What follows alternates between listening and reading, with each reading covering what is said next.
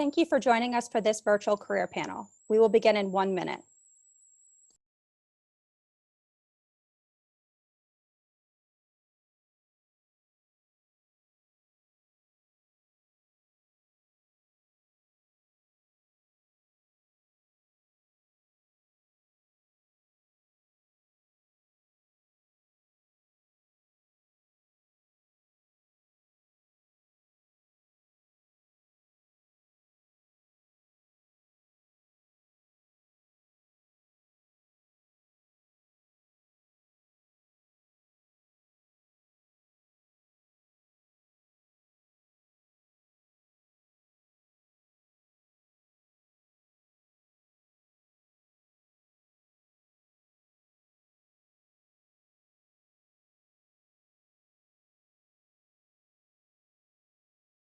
Hi, and welcome to the virtual produce industry panel. I am Megan Nash, Program Director for the Center for Growing Talent. Thank you all for joining us from all over the country today. I am joined today by a great group of panelists that you see right now on your screen, and they're all here to share their career search advice with you. We welcome your questions, so if you have a question, please enter it in the Q&A panel at any time, and we will try to get to as many of those as we can today. If we're unable to address your question here, a CGT staff member will follow up with you after the event. Now let's get right into it with some introductions. So I want to start by having each of our panelists do a brief introduction of themselves. So if everybody could, just as I call on you, give your name, your title, your company, and share a little bit about your career path and how you got into this industry. And if you would like, even what your major was and what university you attended. So I'm going to start with Howard. Thanks, Megan. My name is Howard Nager. I'm the Vice President of Business Development and Marketing for Progressive Produce. We are located in Los Angeles. I am originally from Boston, went to school at Babson College in Wellesley, Massachusetts, just outside of Boston, majoring in management. I have worked for a number of grower shippers, primarily in the sales and marketing side of the business. These are companies that have different growing areas that they are sourcing from around the world. And have been able to kind of move to different areas of the country and experience a lot of great things here in the produce industry. Looking forward to speaking to you today about that. Thanks, Howard. How about you, Satri? Thanks, Megan. I am Satri Alpine. I work for as a director of talent and culture for the Oppenheimer Group. We have locations in Canada as well as through the United States and a few in South America. I attended a local university here in British Columbia, Canada, and subsequently went to a technical institute in the province for my human resources major. And currently I'm working on finishing my Master's of Business from a Canadian university. And my career path, I've led human resources functions at one previous organization prior to joining the Oppenheimer Group. And I'm looking forward to sharing things with you today. Great, thank you. And now I'll ask you to share, Corey. Hi, everybody. My name is Corey Tuggle. I'm Vice President of Marketing and Product Development for Braga Fresh Family Farms, home of Josie's Organics. Is probably the brand you've seen most out there on the store shelves. And I've been in the fresh produce industry now for over 20 years, and primarily working for larger family-owned farming companies that are all based in Salinas Valley. So my expertise, if you will, or experience has all been in the leafy greens, fresh vegetables, and salads category. And my undergrad is from Cal Poly San Luis Obispo, agribusiness. And my master's is from Pepperdine. Great, thank you guys all for sharing, and again for being with us here today. As you guys can see that are joining us, we have a nice diverse panel for you today. So please at any time pop some questions into the Q&A area, and we'll get someone to answer those for you. So I want to lead with talking about what everyone is dealing with right now, the COVID-19 pandemic. Obviously, those grads and faculty that are on the phone with us today and on this call. Everything's changed a bit over the last few months, and they've had to adjust at the university level. So I'd love to hear from a couple of you about some adjustments that your company has had to make, or some things that you've had to deal with in a professional way during this time. So I'd love to start with you, Satri. Great, thanks, Megan. So I think this whole pandemic has impacted, I mean, obviously it's impacted all of us in some way, changing the way we interact with each other, how we do business, and everything about daily life. Professionally, we have, of course, moved all of our office team members to working remotely from their homes. So that's been a massive shift.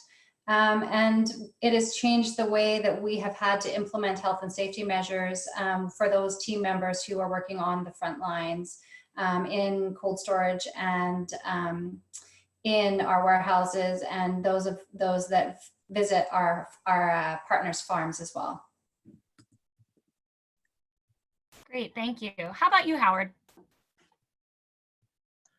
Well, since we were classified as an essential workforce and essential company, we have a warehouse facility that packs and repacks produce. Potatoes and onions are two of the big items, as well as asparagus. So the warehouse facility has basically been running much the same as before the pandemic. We've implemented a number of procedures in the warehouse. Anytime our sales and marketing office is located right there at the warehouse. So if I was to go into the warehouse, I of course needed to social distance. I need to wear a mask. In our sales office, we have the luxury in the office that I am in. It's pretty spread out in terms of our space, but we've had a number of people that have decided either to stay home for any number of reasons. We've implemented a remote work schedule and given people the opportunity to work from home or work from the office. So for the pandemic, I've pretty much been in the office the entire time.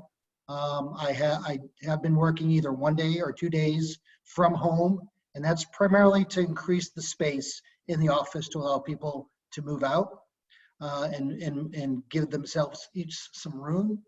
I think probably one of the biggest things that I've seen and that's impacted me selfishly is there's a lot less traffic. Here in Los Angeles, I had a bit of a commute, and it's been a breeze now, both going to the office and driving home. So a lot less traffic on the road. It's very enjoyable. But I think probably one of the biggest things we've also implemented is, much like Zoom, which has become the new brand, like Kleenex and Q-tips and Coke.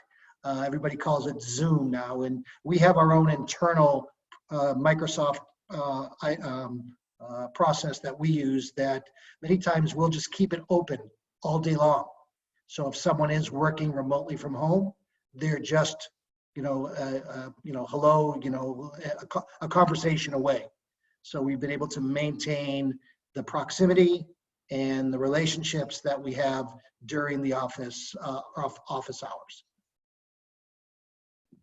Thank you, guys. Yeah, I think we've experienced that too. The new technology was a little hard to adjust to at first, but as we were all talking before we jumped on this panel, everyone seems to be getting used to it now, and it's like the new go-to thing. Everyone's adjusting, and it's the new normal. Do you think any of the things that we've learned now will affect the hiring process? So, people that are before would have to relocate for a certain position, do you think there's going to be more openness to teleworking or to, working from home more often, or more of a flex schedule?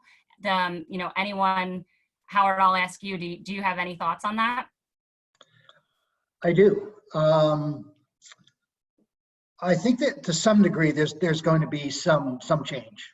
I think we're all looking at virtual trade shows. We're all looking at how do we communicate with our customer. They may be back in their office, but they may not be allowing visitors in that office through the end of this year. So how do you communicate with them? Where does video come into all of this? And certainly the phone calling and being there in person. The produce industry, I'm a bit of an old school when it comes to many things in the produce industry. It's a relationship in a people industry. And that, to me, I hope never goes away. As far as your question, are things changing in the way we're hiring? No, things aren't changing. We're still looking for the best and the brightest and people that are excited and passionate about our industry. There are going to be changes. I won't say that they're not going to be, but I think the way we typically do business in the produce industry is probably going to continue for the most part as it's done, probably with some minor changes, but still very robust. And I still look forward to the future for bringing in new talent.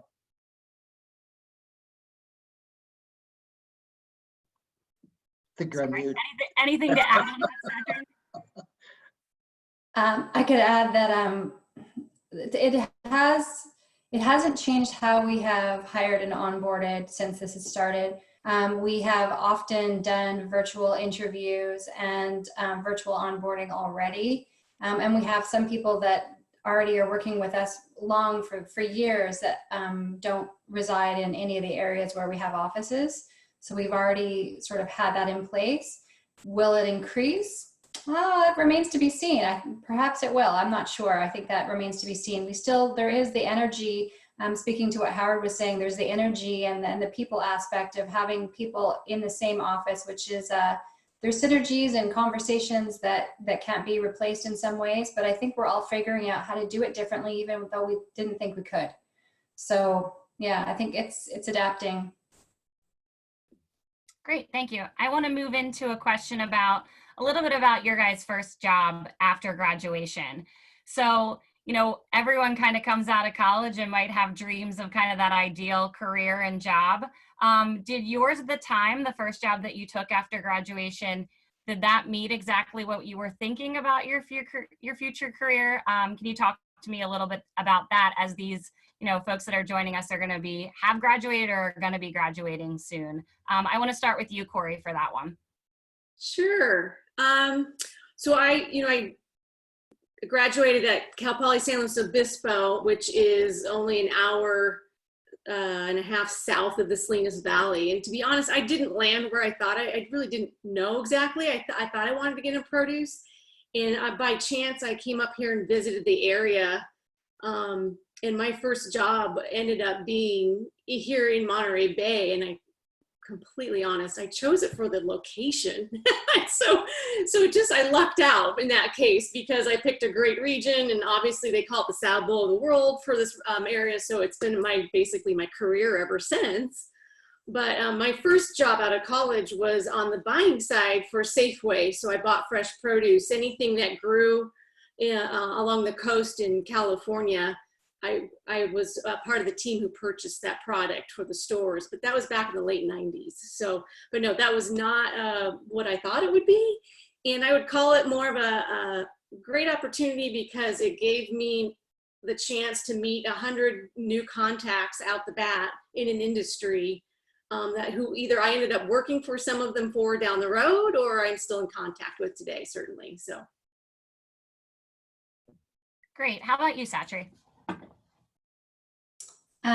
I would say as well, my career path evolved just as many seem to. And I want to say that from my perspective, the greatest opportunities are usually not clearly laid out in front of you following graduation, but actually they appear later on if you continue to scan and recognize emerging needs in the organization that you're currently in or in the broader business sector. So for myself personally, my credentials and function has a broader organizational focus. I'd never actually planned to target the agricultural sector. It was an opportunity that came up and happily continue to grow from there. Anything to add on that, Howard? I would say that going to the school that I went to and majoring in business at the time, most of my friends were interviewing with finance companies and accounting companies, and I had a job through high school and college with a supermarket in town. And I decided I was going to just kick back through the summer months, not get too stressed out about finding a job, stayed with the supermarket. And lo and behold, something dropped on my lap, and it was an opportunity working for Dole in the Boston area. Did I think that I was, like Satri was saying, did I think I was going to end up in agriculture or produce? No way. I don't think at 20 years old or 22 years old or however old you are coming out of school, if you're going to think that you're going to stay with the same company that you start with, or the same job, or even the same industry, very rare is that going to happen.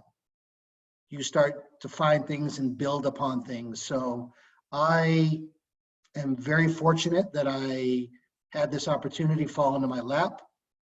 I've been doing this for quite some time. For those that have been to Fresh Summit, if it happens this year, it'll be my 37th Fresh Summit that I've been to.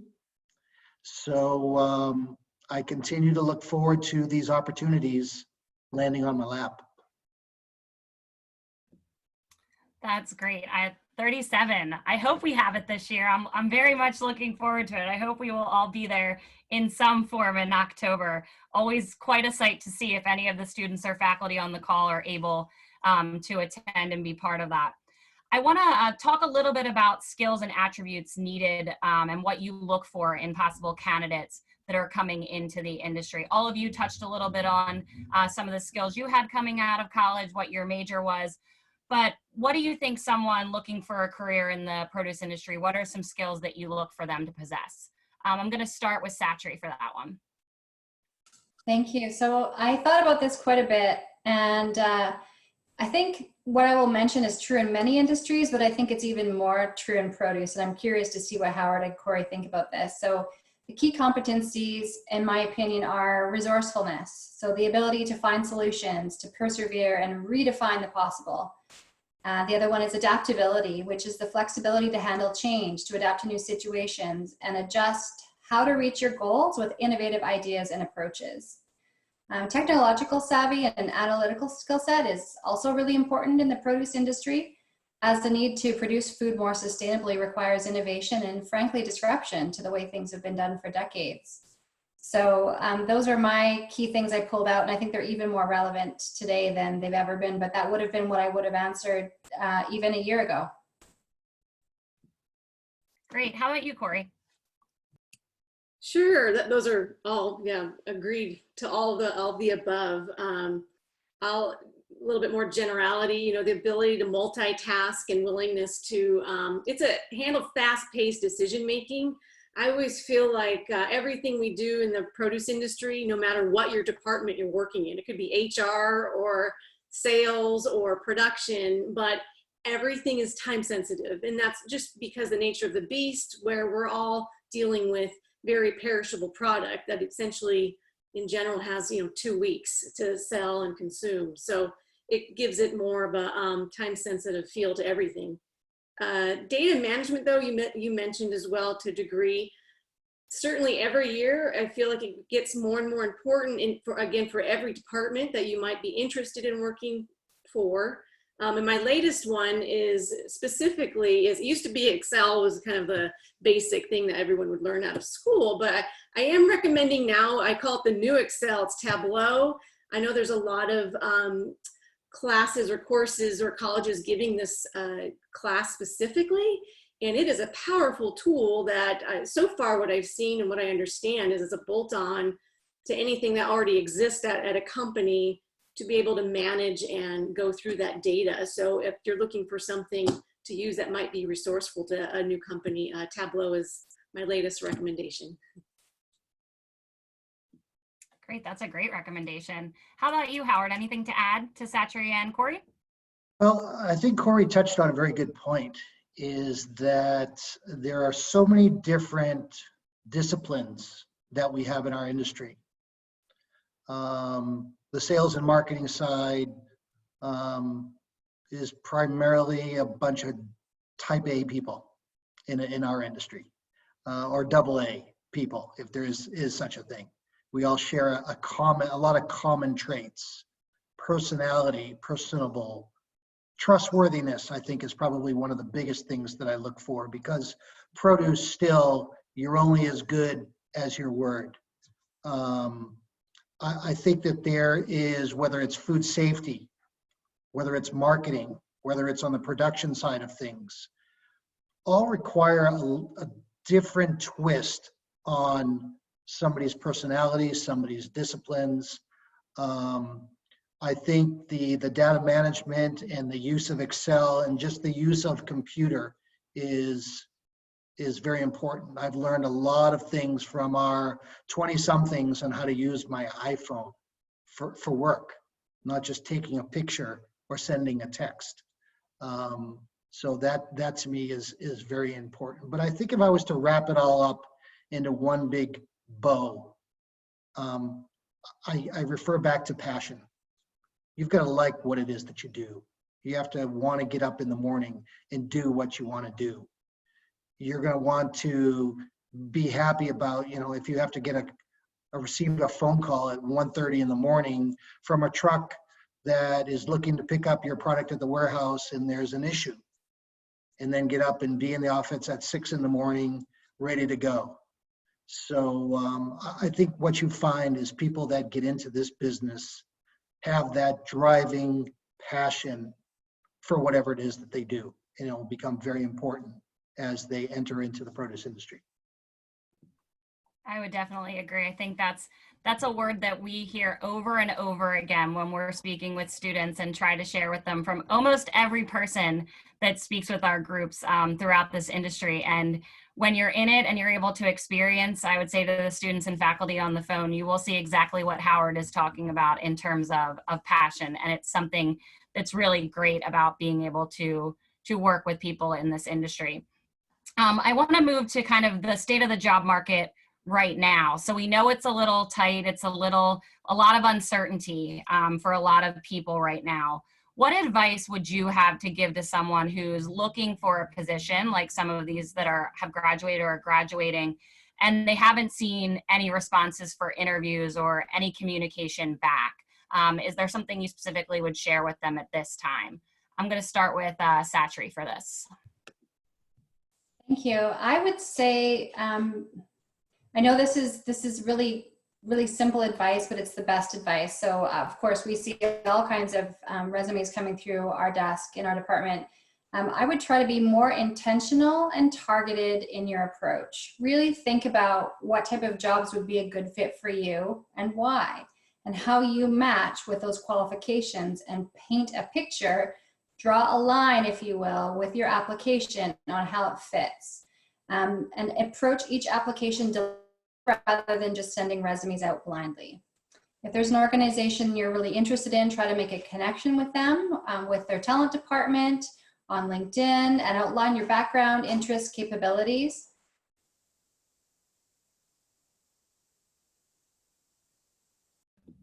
I don't know if Satri paused on us there. So I'm going to ask Howard to jump in. Sure.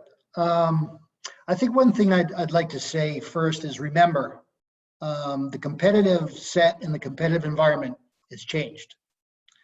You're no longer competing just with students coming out of college. You're competing with a lot of people that have lost their jobs and are now maybe either repositioning themselves in the marketplace, or people that have quite a bit of experience. That being said, I think what Satri had said about how to market yourself, I think one of the first things I would suggest to people is call. Pick up the phone and call. All too often, we're so used to social media, texting, emailing, we forget about the phone. And that is one thing that will continue it can separate you from the rest. A quick story on one of our young hires. We hired him just 6 months ago, right out of college. He was looking at a number of different companies in Los Angeles and heard about our company, but couldn't find a contact, somebody to reach out to. But what he did find was a posting for a vice president position at the company, and he applied for it.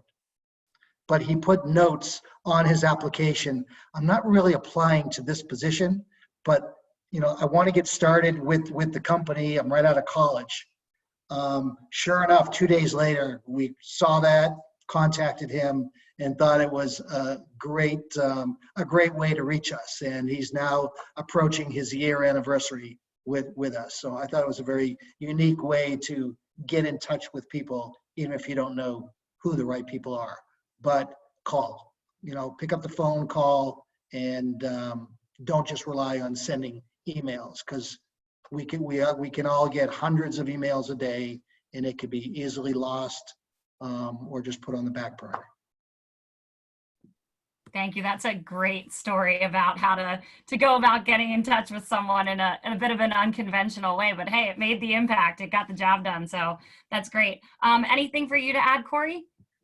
I love that, Howard. I thought that was great. I had down here that I think what you just described better was persistence without being a burden. Find a way to make that contact, just not be, without being a burden. But I love Howard's example there. Other things, just tactical, just small little ideas. I put for look for smaller companies. Oftentimes we're dazzled by the sexier, larger brand name companies, which I know, of course, I have been dazzled with too in the past, but for smaller companies will by default have possibly more needs.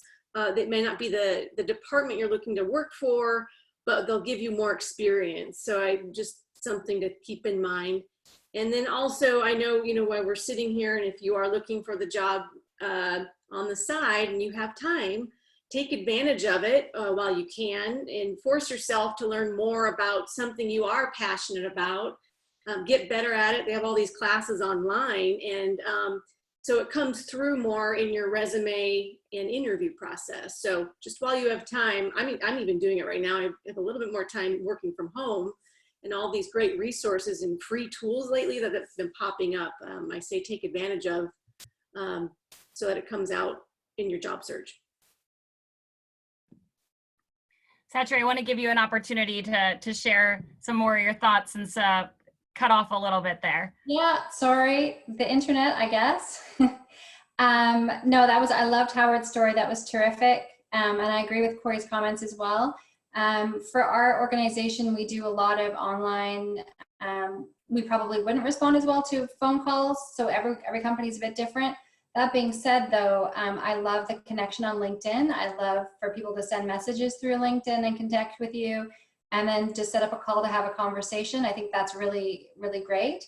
So I still think that high touch, and there has been examples in our organization where people have reached out on LinkedIn, said, I'd love to have a conversation. We've had a conversation. We didn't necessarily have anything for them right now, but then we thought about them. Even a month later, we thought about them. We keep like a pipeline, and we thought about them and said, they were really terrific. We love what they had to say. And then we brought them back in and ended up being hired. So those sort of thoughtful interactions really do pay off. Kind of building on that, because we've talked about this internally, do you all use LinkedIn a lot for searching for open positions? And how about the importance of students having a updated LinkedIn profile, and how, do companies look at that? Do hiring managers look at those sort of things? I'll start with you, Satri, since you mentioned it. We do, and I think it's important. I think every company will be different. We definitely do, but I would not. Here's a pet peeve of mine. I'll just tell you. When there's a LinkedIn job, if they just apply for it rather than actually going to the website, checking out the posting, and then physically emailing the application to the right source, instead of just easy clicking, like when they've taken the effort, written a cover letter, and targeted it specifically as asked in the posting, rather than just taking the easy way and just clicking apply. So that's my 2 cents. If they can't put the effort in, then we often pass them by. Very good advice. How about you, Corey? I saw you nodding your head a bit. Do you guys utilize LinkedIn? We do for postings of jobs, and I'll speak to, I think I saw in a chat, and it's a good point. Where do produce companies normally post for internships? And I don't, there's not a common standard spot for that. It's unfortunately. So for internships, I would just say, certainly, I don't know if everyone posts anything on LinkedIn for internships, but definitely research the company websites, find the HR department and reach out to them and ask. Don't assume they don't have them. They just don't normally maybe put as much effort into those or advertising them as much as job postings. Great advice. I want to talk a little bit about the produce industry and what you think it's going to look like post COVID-19, whenever that may be. And as we start to see things start to open up a little bit more, and how that's going to kind of affect these students as they search. One of the first points is we know that a lot of people have been furloughed or laid off, so they're going to be added into the mix of this job offer. Do you think most of them will return? Do you think that's going to be a situation where they may be switching to, you know, different companies and opening up positions at others? I would love to hear some of your thoughts on that. I'll start with you, Howard. Great. Yes to everything you just said, Megan. That's the short answer. Unfortunately, my crystal ball is a bit hazy right now. I'm having some difficulty in looking at what's going to happen in the future. But what I do know, or what I hope will happen, is that people will continue to work in this industry, whether they've been furloughed, whether they've been laid off to some degree. I think the excitement that the produce industry in many different areas offers, I'd say it's as close to being recession-proof as there is. These past few months, when I tell people I'm still working and they say, well, what is it that you're doing? And I tell them I'm working with, you know, we sell fruits and vegetables and grow them and ship them all around the world. It's, you know, everybody is a big smile goes on their face. We're doing a great deed for everybody out there. So it's not only a rewarding opportunity in career, whether it be financially, whether it be personally, but to know that you're doing something good. You can be manufacturing t-shirts, which I'm not saying is not a good job, but I think working in the produce industry and working with the people that we're working with, doing what we're doing, I think is going to continue to move forward. Great. Anything to add to that, Corey?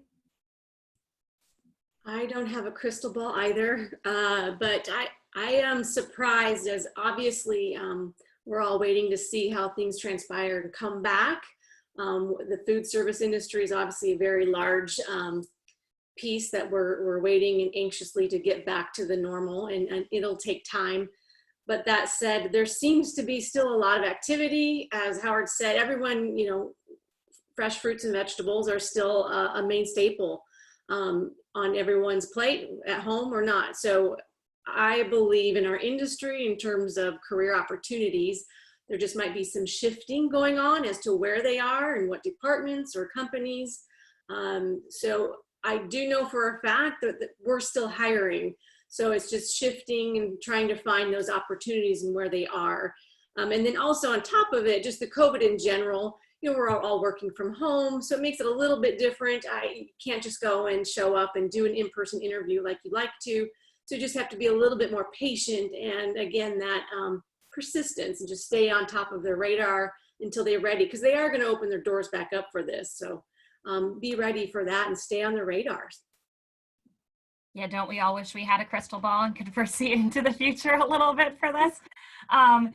But speaking on that, I know there has been some changes that have come to the industry due to the pandemic. One of them that we had here was packaging and the need for that to possibly change.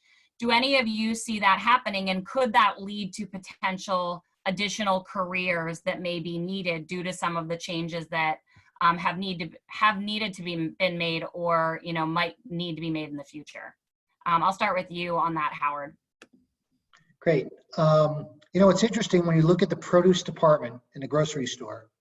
It's really the last department where you can touch, where you can feel, where something isn't all packaged or behind the case. And that's one of the beauties really of the produce industry, because the flavors and the aroma and the visual appeal are really what sells a lot of this produce. The industry has gone full circle on many different things, including packaging and food safety and organics and how the customer wants to buy something. Do they want it with packaging? Do they want it in a bag? You know, why put a banana in a bag when it already has a peel on it? All those types of things. So from my standpoint, I don't really see there being a whole lot of significant change in the way that we are providing the produce to consumers. I think food safety will continue to be a very hot topic, and it's already been a hot topic before this started. So providing the safest, highest quality product to consumers is still, I think, everybody's goal. So I don't foresee a whole lot of wholesale changes to how we do this. But I think there'll be continue to be opportunities for people to continue on the efforts that we've already started here. Great, thank you. How about you, Satri? Anything to add to that? Yeah, I would say that there's definitely a lot of buzz around packaging. I mean, we all know that the virus has never been shown to exist or continue on fresh produce. Packaging has been something that's ramped up over the last few years, and then of course now there's the other side of trying to figure out how to reduce that packaging. So there's a number of different things that are working groups and specialists that are looking at these issues around single-use plastics. And there are a number of new opportunities. And of course, these need to align with the full life cycle of each packaged product. There's a lot of things that we're looking at, like compostable vegetable-based packaging.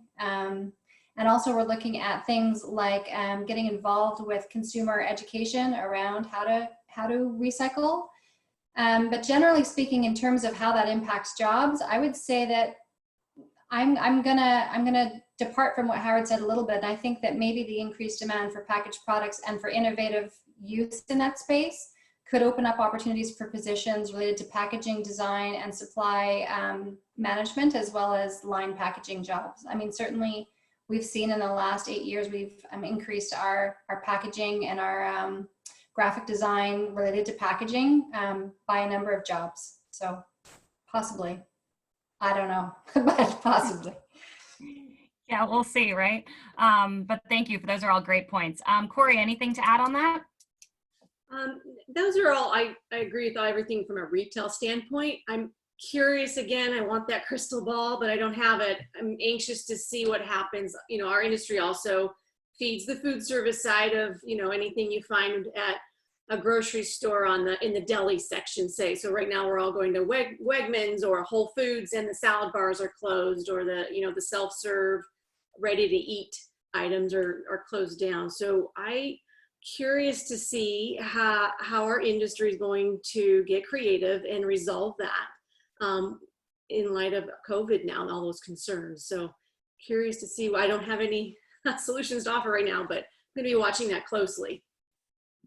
Yeah, I agree. That's definitely something that we'll all be, I think, keeping an eye on. But it's interesting to hear all of your perspectives on that and on how those changes could potentially, to your point, actually lead to some open or new types of positions and innovative ways. I wrote that down as one of your key points, because I think a lot of times when we think innovative, a lot of these students have those mindsets to be able to come in and share some new and fresh insights on these sort of, providing solutions for these sort of things.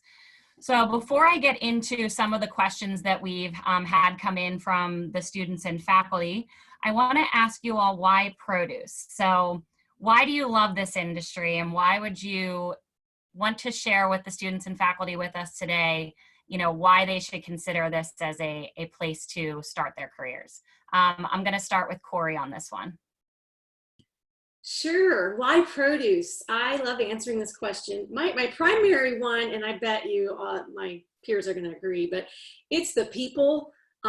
We get the gift of selling a great product. It's healthy for you. There is no negatives about what we are selling in general as far as fresh produce, fruits and vegetables, but the people make it happen. And as Howard mentioned earlier on, is that our industry is very relationship centric. And I love it. It's the passion and everything. As big as our industry is, it's very small.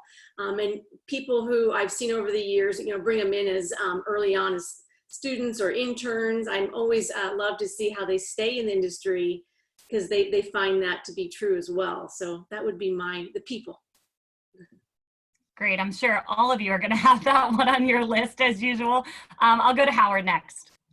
Well, I will agree with Corey, so I won't go down that road. I think one of the things that has kept the fire burning, so to speak, is that each day is something different. Just the way the industry is and the way the products are grown, and Mother Nature, and whether it be a man-made issue or something else, there's always a curveball that's thrown at you. So that going to work in the morning, you just never know what's waiting for you. And I think that's what's made it so exciting and so rewarding and so much fun, is to not have to go through that drudgery of it's the same spreadsheet I'm going to look at today that I looked at yesterday. So that to me is probably, in addition to the people, one of the key highlights that I enjoy is just the things. It's just the amount of change and new things that you see that keeps it interesting and fun and wanting to go back day in and day out. I would definitely agree. Not too many boring days around here. Keeps you on your toes. How about you, Satri?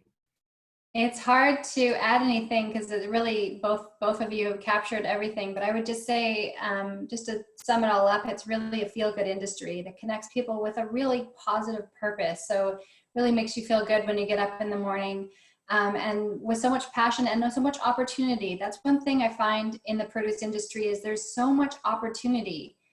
Maybe because we haven't been on the radar as an industry that people are potentially thinking about when they're in school, but there's so much opportunity. And I think there's especially for graduates, there's so many good things that are available in the industry that I would definitely encourage you to look into it. But yeah, the passion, the dynamic nature of it, all of those things wrap it up to be something you just really can't beat.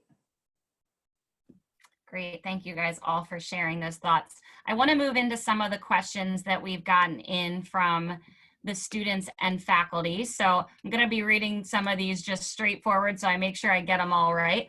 The first one we have is, what changes would you like to see in the supply chain to avoid some of the chaos that we've experienced over these past few months? Anyone want to take that one? Howard? Well, I think from a change in the supply chain, when things kind of exploded and all of a sudden companies were closing down and things were happening, what we found out is that many of the grocery stores, food service had already, the restaurants had shut down. The food service industry almost overnight just ceased to exist. But what was happening was, I think we all remember the run on toilet paper, right? And all the crazy stories that we would see and hear about people in the stores. Just like anybody that lives in the Northeast where I'm from, or a cold weather place, when a snowstorm is predicted, people's buying habits are just, bread, water, and beer. Those. So maybe not in that order. But from the supply chain, what we found is that many of the retailers couldn't handle the distribution process to the extent that they needed to. They didn't have enough trucks. The warehouse wasn't big enough, they didn't have enough products, and they actually came to many companies like ourselves and said, can you take 30 stores and deliver directly to the store? Bypass the warehouse, because we don't have enough to do all that. So I think from the supply chain, how do we prevent, things like this happening? I think one of the ways is through the communication. This people dynamic that we all talk about is there for a reason. That it's easy to pick up the phone or email or communicate with your customer and say, hey, there's a problem, we need to fix it. We all work together. It's not us against them. So I think the supply chain is fairly well lubricated and it works very well. And I think the fine tuning, I think we're all going to learn a lot of what we need to fine tune moving forward here. I hope that helps a little bit. Definitely. Anybody else want to add anything to that, Corey or Satri? I'll try and take a crack at what I saw happening. To add on to what Howard was saying was all of a sudden the food service came to a halt. They didn't need any food being delivered to their restaurants anymore, but you had these large distributors with a very strong network of trucks, et cetera, to get product directly to those locations. So there was a shift or a scramble, if you will, to try and use those resources that generally were delivering, say, to a restaurant every day, shift it to delivering to a grocery store instead, which doesn't sound like that big of a deal when you say it like that, but it was a big change and a big shift, the magic pivot word we were all doing. So that'll be interesting to see if that remains as a new opportunity that didn't exist. So what I mean by that is these larger Sysco or US Foods food service distributors who were strictly just focused on restaurants, etc., now might be able to also expand their customer base to retail. Be curious to see if that remains after COVID. It's another opportunity. Yeah, that definitely will be interesting to see.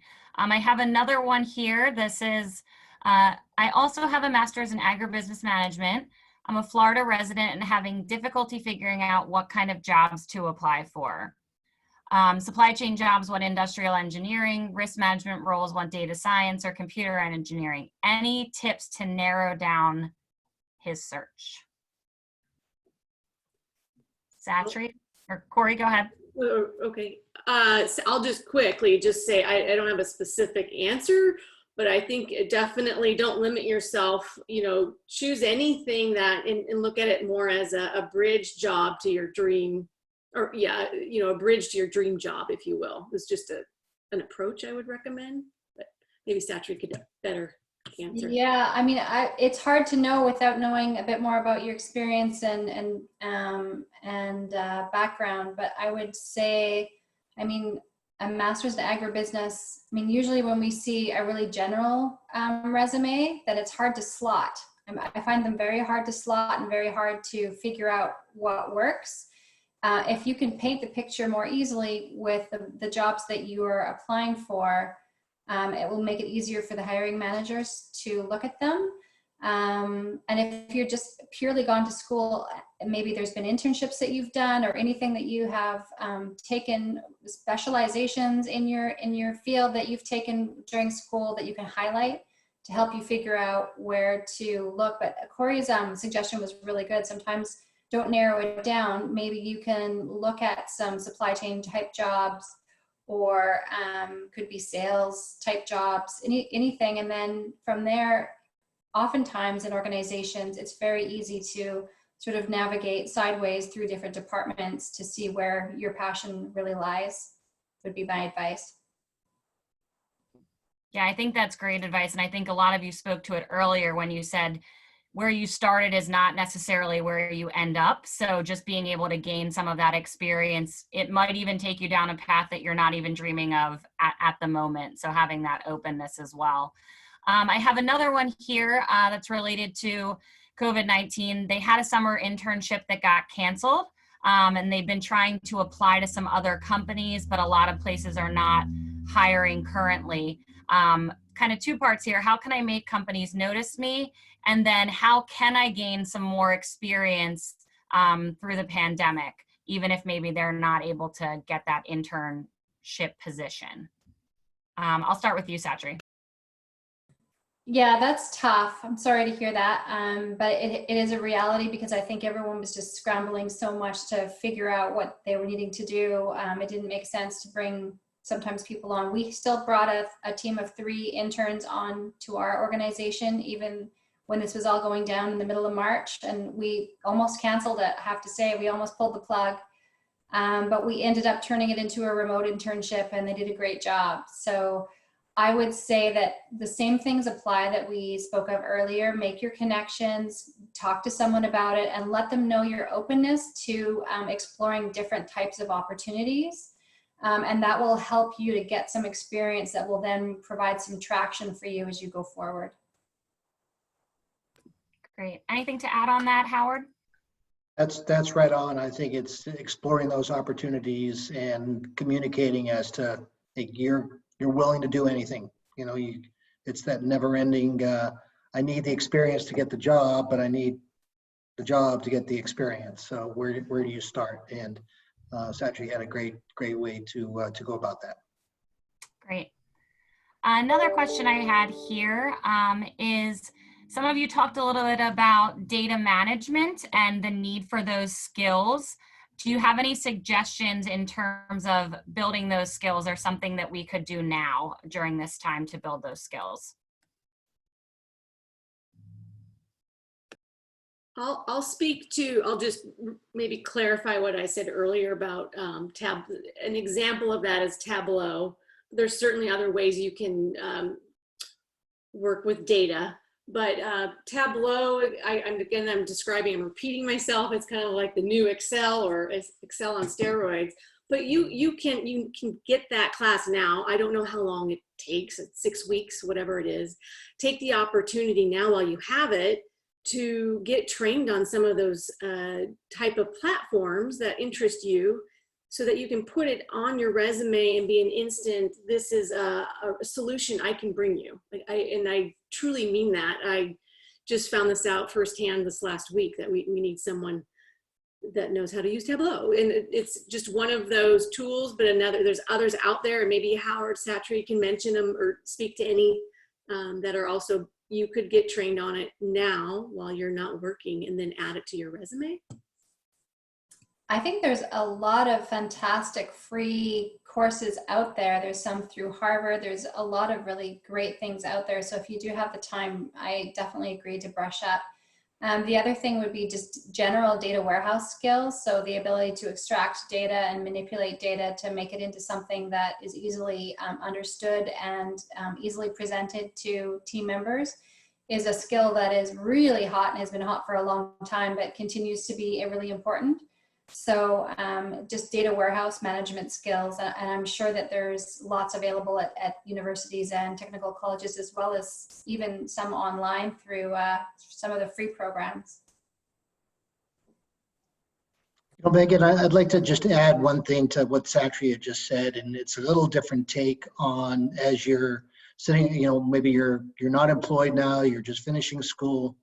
I think one of the biggest things is to show an employer your willingness to work hard. And what I mean by that is, even though you're not employed now, you don't have a job now, you're doing through a job search, that doesn't mean that you still can't be working hard. And by that I mean, here we are in the middle of this mess right now, in this pandemic. Whether it's volunteering, you know, in some form or fashion, whether it's going out and doing something in the community to really show that your heart's in the right place, your willingness to work, roll the sleeves up, get on the front lines and do what needs to be done and beyond. that to me shows, really what you're made of. More, just as much as the books and the know-how. So stay busy with something, and I think it will show very, very well and be to your benefit when that time comes. I would agree. I think that's an excellent point for everyone on the phone to take into consideration at this time. We do have some more questions, but I want to make sure I end with one question on the panel, and any questions that we didn't get to in the chat, we will be capturing and make sure someone from CGT does get back to you. But I want to end with asking you each to share a little bit about the best career advice anyone gave to you as they're looking to either have graduated or graduate. Can you share that with the students and faculty? And I'm going to start with Corey for this one. Sure. So my best career advice really came to about 5 or 10 years into my career, but I've always taken to heart was to surround yourself with good people. And then as a leader, surround yourself with smarter people than you. And I've taken that to heart truly, and it's helped me immensely. And I think also not just the people, but keep in mind as you get going in your career, and whether it's maybe not your first job or your second job, but keep that in mind when who you're choosing to work for would be the advice. That's great. How about you, Satri? This was early, and I don't think I really internalized it as much as I should have until a bit later. And then when I thought about it later, years into my career, then it became that much more meaningful. But it's go after what you vision for yourself with perseverance and patience, and continue to pursue learning to keep your skills relevant and your knowledge of business fresh. And I think maybe at the time it didn't really hit home, and then later in so many ways and so many different things, that's so important. Like, not to get ahead of yourself and think that you can get to A to B so quickly, but have patience, perseverance, and careful, methodical continuation of where you want to go, and then continue to keep yourself learning as you go along, and keep yourself really engaged with the new things that are out there. I think those are really important points, and some that still remain valuable to me to this day. Great. And how about you, Howard? Well, I've got 3 that kind of intertwine each other. One was, don't burn any bridges. In an environment where people and networking is so important, you never know, that person that I spoke about, that story, he could be a VP one day. And so that to me was very important. Number 2 gets back to what I talked about, one of the traits that we look for, the trustworthiness, and that's do what you say you're going to do. It's extremely important. But one that kind of always stuck to me, and this was when I first started, right in my first job with Dole, my boss at that time, it was a bit chaotic, and I was getting a bit frustrated with not really sure how to go about the process, the job that I was being asked to do. And he said something to the effect of, when there is a lack of direction, assume responsibility. Basically, take it upon yourself. If they're not telling you how to go from A to B, you need to take that responsibility to get yourself from A to B. So don't always wait for your boss or somebody else to tell you what to do and how to do it. So those 3 things have kind of stuck with me throughout my my career. All great advice from all of you. I think that, you can use when starting your career and throughout the course of your entire career. So we are almost at time. So I want to thank our panelists for sharing this great insight and great career advice today. I also want to say congrats to all of the graduates that are on the call with us today. I know it's a difficult time, but congratulations, you did it. It's a great accomplishment for you. So thank you so much. We do have a ton of resources on our website, centerforgrowingtalent.org. please go there and access them. And if you have any additional questions, you can reach out to our team and we will be happy to follow up with you. And any of those questions in the chat that we were not able to get to today, we will make sure to follow up with them as well. So thank you all. Have a great rest of the day. And I hope that we will all be in touch again soon. Thank you, guys.